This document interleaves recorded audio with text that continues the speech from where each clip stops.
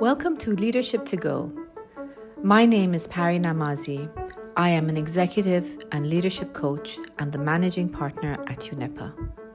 Join me as I explore leadership insights from all walks of life. So it's such a pleasure to be here today with Faranak Farahmand Pour. And I can say that name very well. I think some people cannot. And I say it very well because we come from the same origin of that, those names. We're both Iranian, Persian by birth, and our names are familiar to Iranians. Very, very warm welcome to you, Faranak. Thank you so much for inviting me. I think it's such a pleasure to be part of your platform, and thank you for considering me. Really, really honored. Oh, thank you very much. So I'll share a little bit about Faranak, what I know, the side I know of her, but there's so many other sides which we will discover today. Faranak and I recently met at a women's initiative program, and I must say I was not only very inspired by meeting you, Faranak, but also your generosity and your humility really, really stood out for me very much. And we talk very often about this female energy or this feminine energy of what is that? And I'm going to dig into that a little bit in our questions. But Faranak, you are a global leader. I mean, when I met you again, I was very amazed. I'm like, but you're so young and you've done all of this already. And so it sort of comes as a bit of a surprise when you see Faranak for the first time. Very young, extremely talented, very accomplished, very, very accomplished. And you are an accomplished global executive right now with a global leader with Google, the director of global strategic initiatives. You are a board member in other roles. And not only with Google, but you've had, you've been working with other organizations, SAP, as well as Philips, and in different countries, in different markets. So I know you started in the Netherlands and now you're based in the UAE, and of course you cover not only the Middle East, Europe, but also Africa.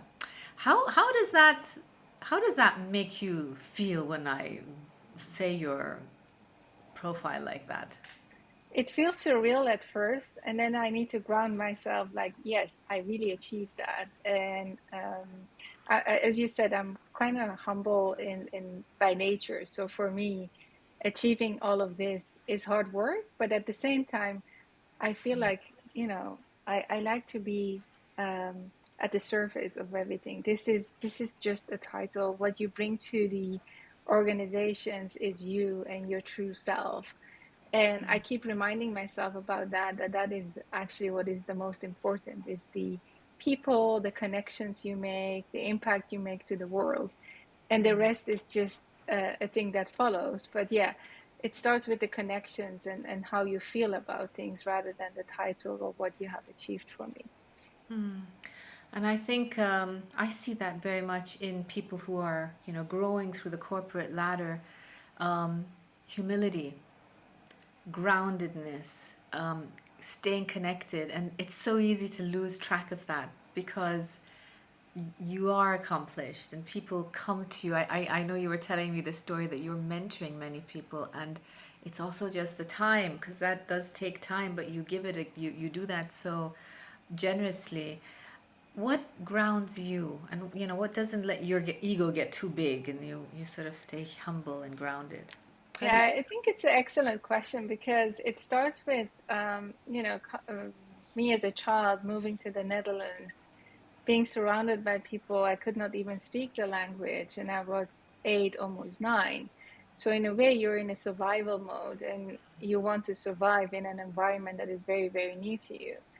And the society is not always nice to you, right? So you're an outcast, or in a way, a different than anyone else. So I always had to prove that I was worthy and that I could do it. Especially if you look at my first school report, I had -6 for Netherlands or for the Dutch language.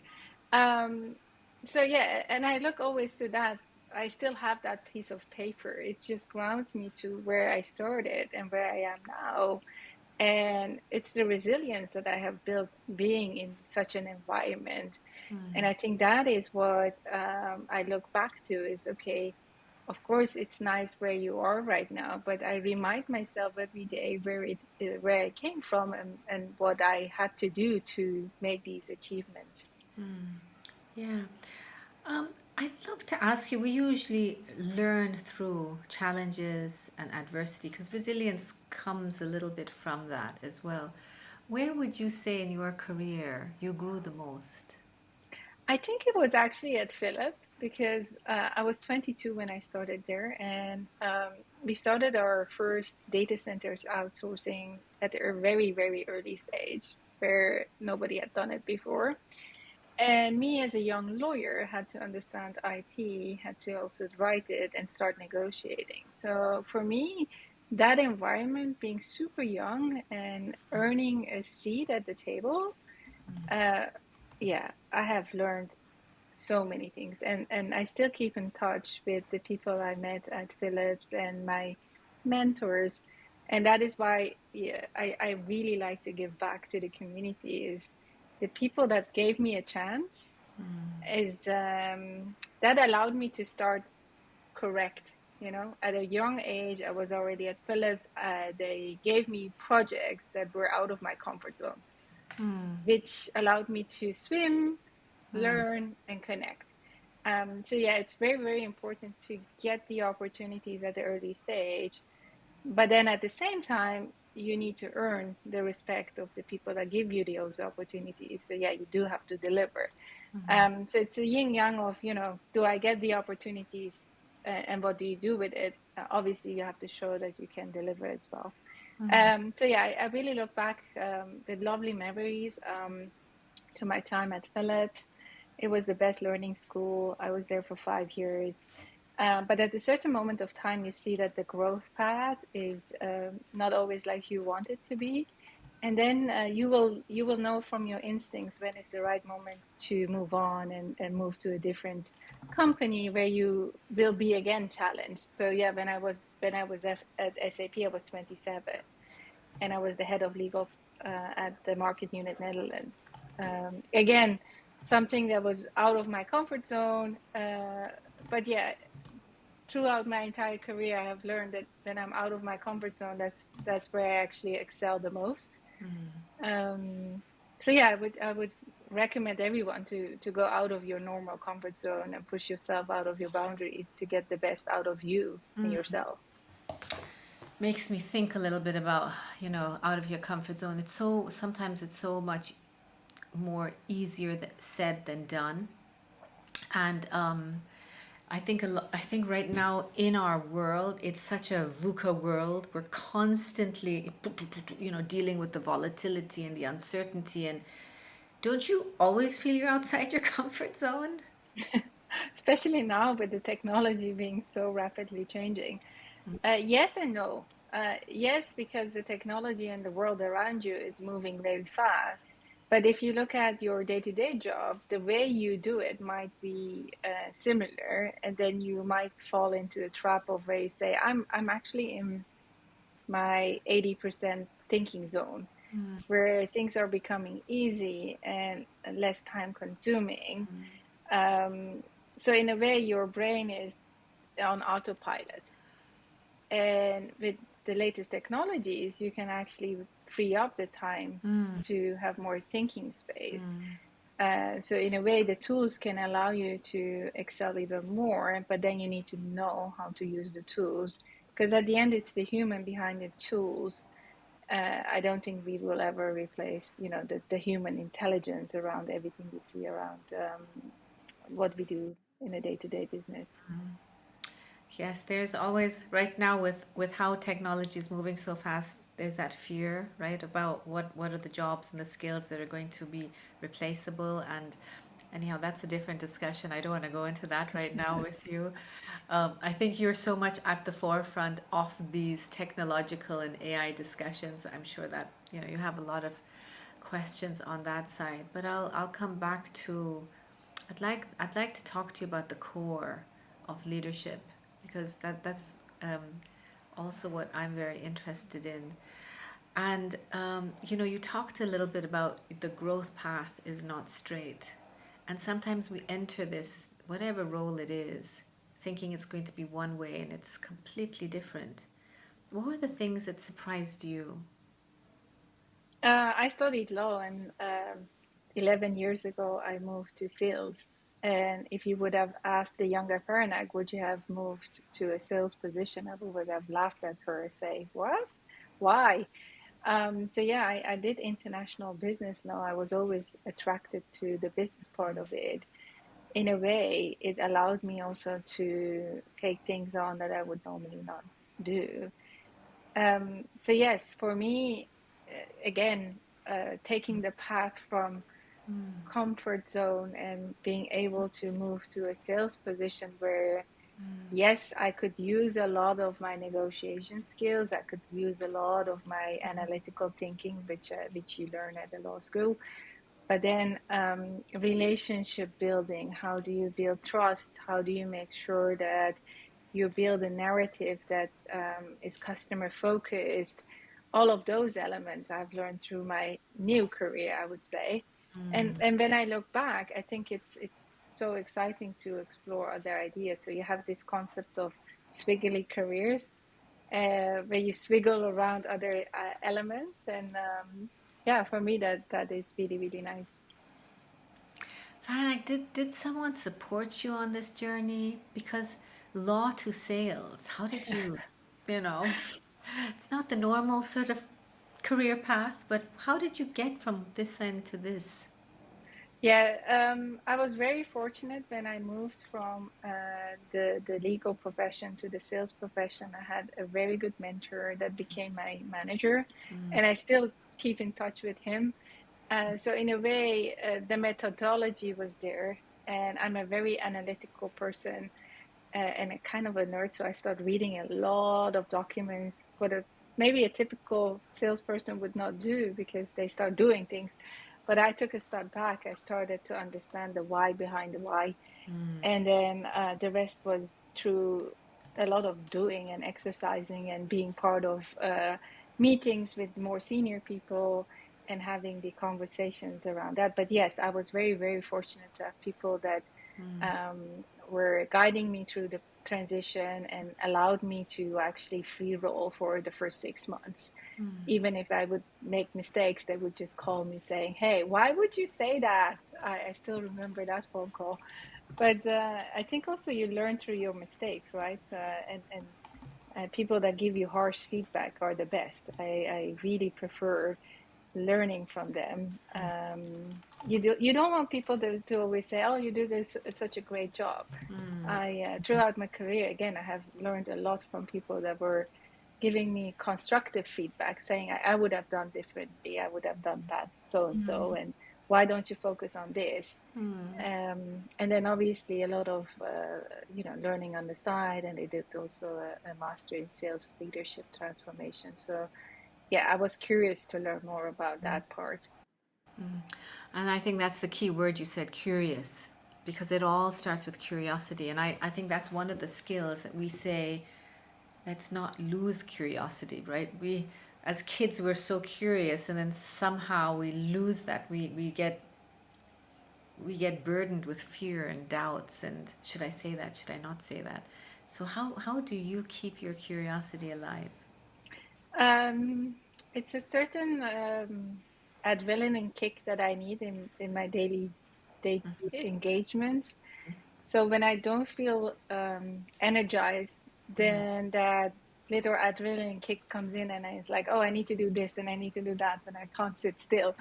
And I say yes to a lot of things that I might probably say no to if I had less time. But I like to explore different things.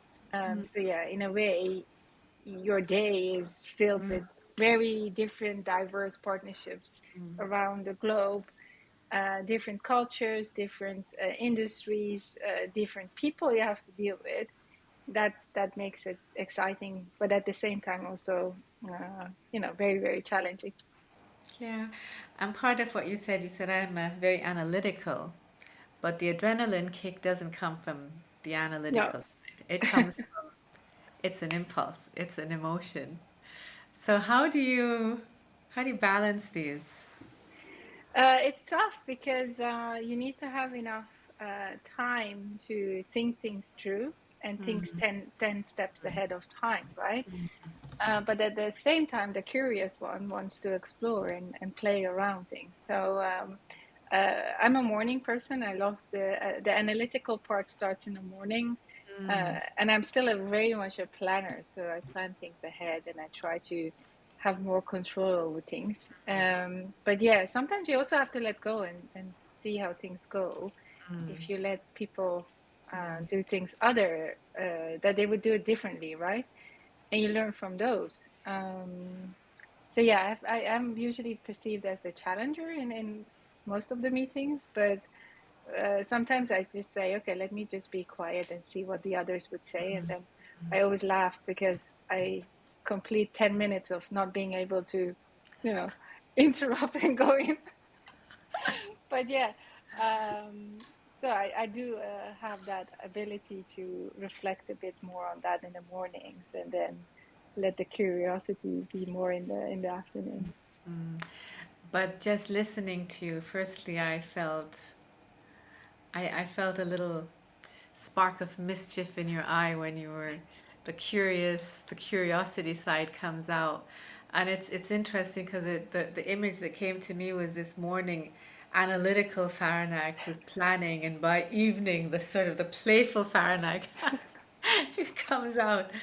Um, I love how you merge these together because I think it's so easy for us to fall into the trap of being stereotyped into one box. Mm. And yet what I'm hearing from you is no, you have to access the intelligence, the wisdom, the playfulness as well as the rational of us. And I'm hearing you do that really well.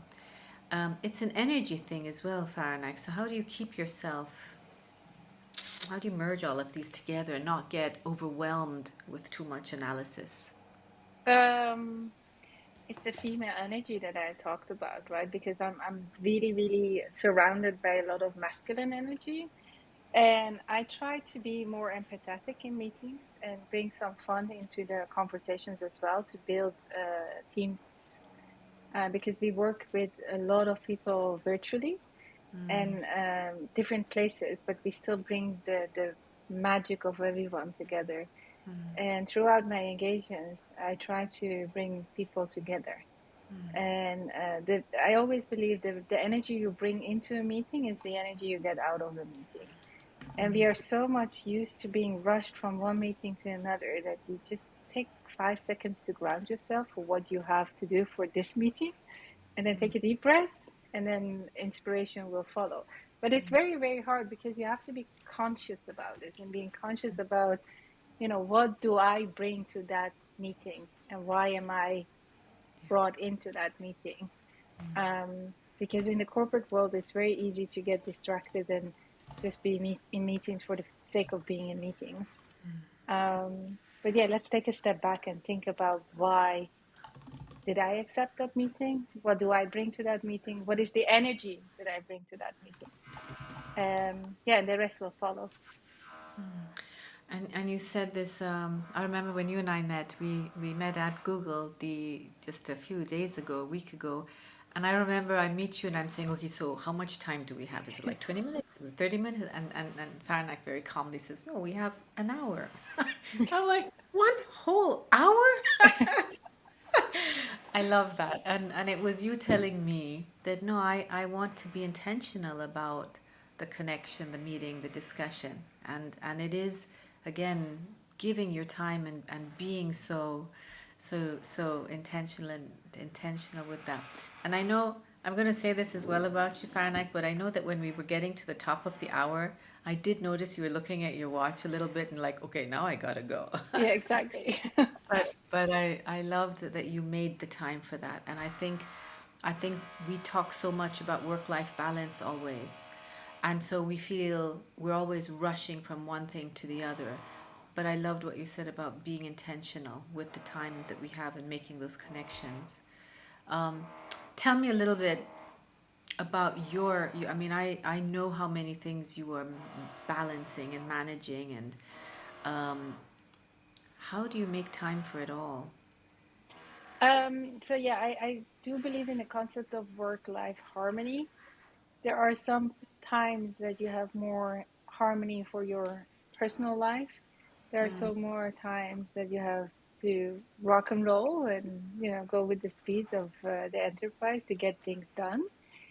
But having a support system for me has been crucial. Without a fundamental support system, I would have not been able to do what I'm doing right now because it's very high speed and we need to get things done in the time period that our management wants to get things done. And so, in a way, you have to be flexible with your time and sometimes give you know, evening times, weekend time, and it's not always that people are willing to sacrifice on that, and that's also fine, right? So when I talk to my mentees, I'm very conscious about the fact that yes, you need to have a support system if you want to be doing a bit more than what is expected of your day-to-day job. So yeah, it's a tough one again, but I'm very, very fortunate to have a great support system and to be able to do what I love. And at the same time, during the weekend, spend enough time with family to cover for the balance or the imbalance, as you because I have young children and I want to be for them and I want to make time for them. Yeah, so it's a constant balancing act. Not easy. And I remember in a discussion you and I had, we talked about somehow mothers, especially career women, there's this feeling sometimes of guilt because Mm. you are working so hard and yet you want to then spend time with your family. And then, of course, at the end of the day, we never have time for ourselves because you're making time for. And then you said something very interesting to me. You said guilt. It's sometimes it's not a feeling that men have often. And that stuck with me. It made me think that men also have their careers and they're traveling and it's taking time away from their work-life balance and their families, but maybe that sense of how we see guilt as women and mothers is different. What are your thoughts on that? Yeah, I think the society kind of gave us that guilt, right? And it will take many, many years to get rid of the guilt part. So yeah, I think empathetic leaders will then create a pathway for also women to go pick up their kids without feeling guilty. I mean, men do that too. They pick up their kids and nobody says, "Oh, I have to go pick up my kids and feel guilty about it." Or women have to travel for work and men do that too. Why are we the ones that feel guilty that we, left the kids with their father? Why is that such a bad thing? But yeah, it will take many, many years for the guilt part to be going away. And the more conscious we are as women to not get that guilt factor be a part of our day-to-day job and life, the Yeah. more we can achieve. But again, it's so personal, and I really encourage also people to think about what is it that they are after, right? What is what makes them happy? What makes them wake up during the day? What's the goal that they want to achieve in life?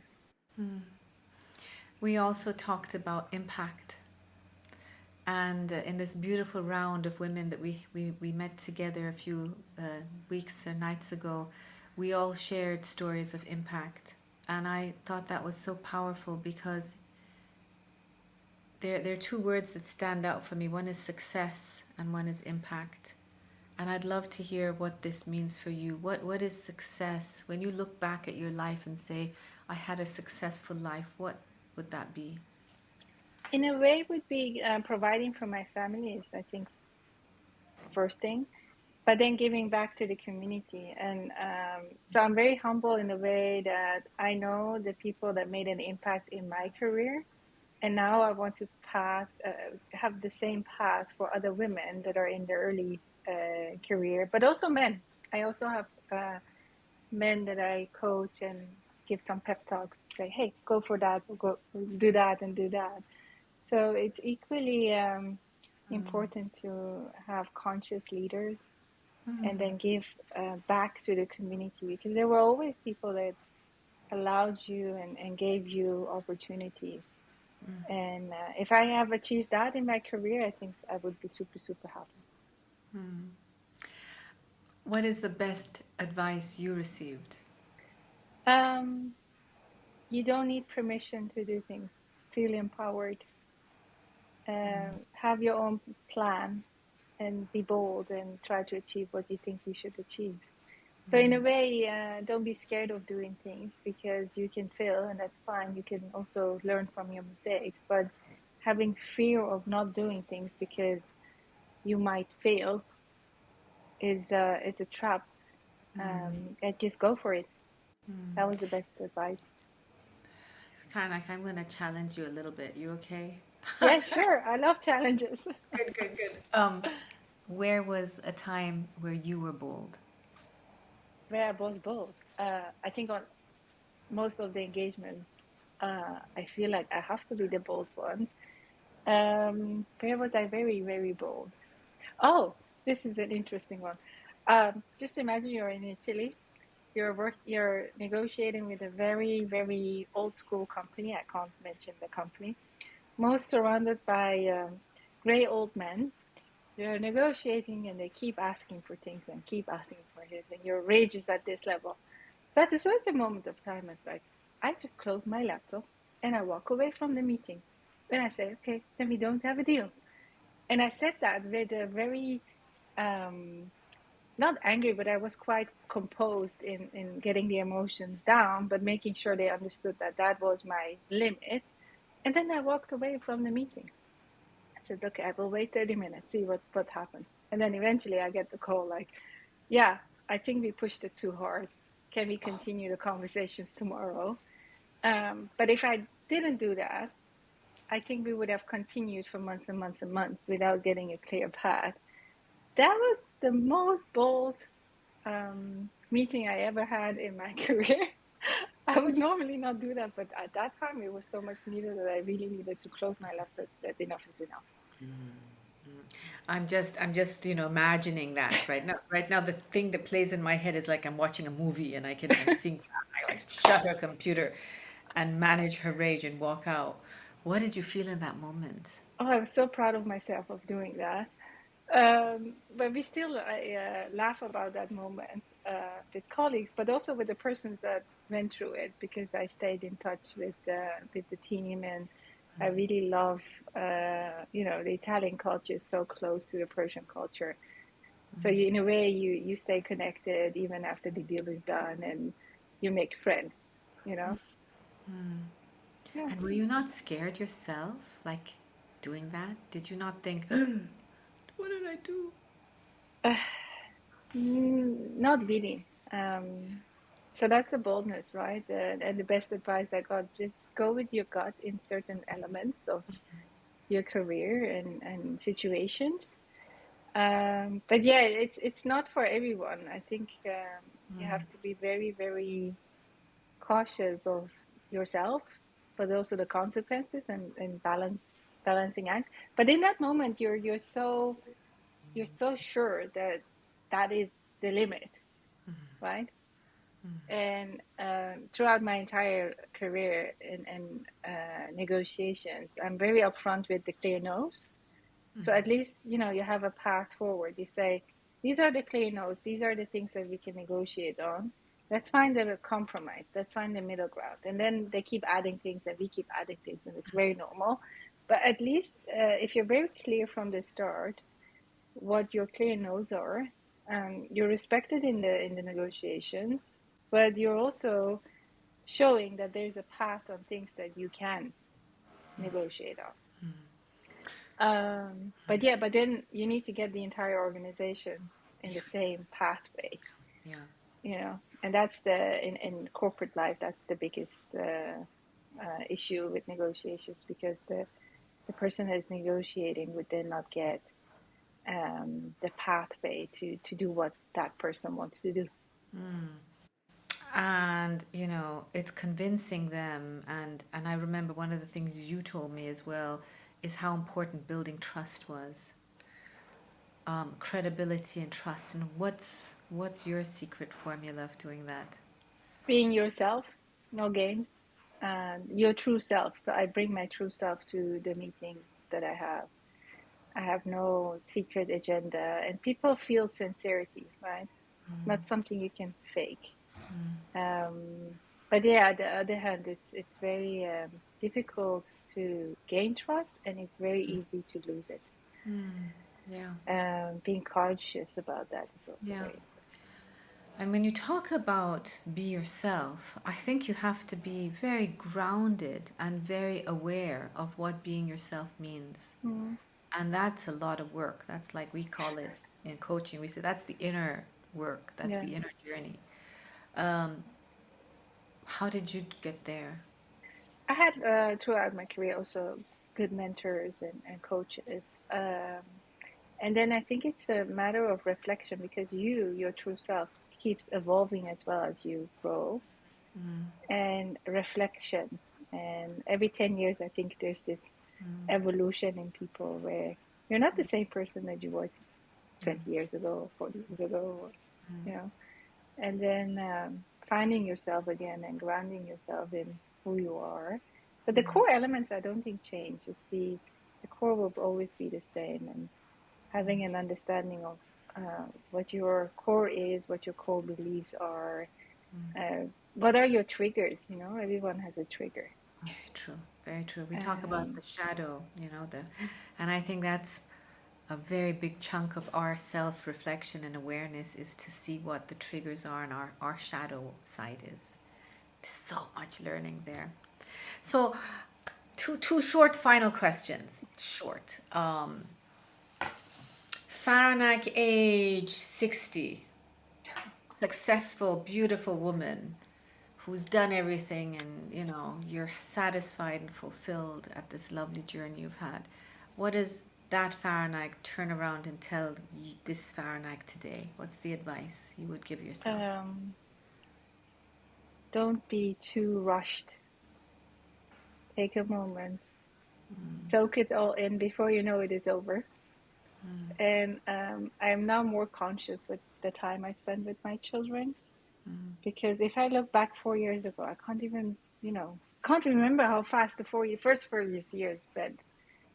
And then, so the quality of time and the time you spend is more important than, just being there because I have to be there. And the last question, Faranak, you are in touch with so many people and you mentor them. What's the advice you give them? Either young women aspiring to be a Faranak of this world or men. What's the advice you would give them in their journey? Yeah, don't underestimate the power of networks and connections, and building meaningful connections, and keep those connections alive. Yeah, so try to build genuine relationships. You never know how paths cross and how much you can learn from those connections, especially for our women. It's very, very hard to keep connections when you have a lot of busy things and you're traveling or you have children and you're less conscious about it. But yeah, genuine connections in a world where technology is taking over, Yeah, I think it's becoming so important. very true. Faranak, thank you. Do you have a question you would like to pose to the next person I interview? um, what was your biggest challenge and how did you overcome it is the most interesting one, because I think everyone learns from that. And I would love to hear who's next on your podcast. Okay, I will Thank you ask that so question. much. Thank you. This was amazing. It was so lovely. Thank you for your honesty, for your being yourself and bringing all of yourself here. Really appreciate Thank it. you. Thank Have you. a lovely day. Thank you.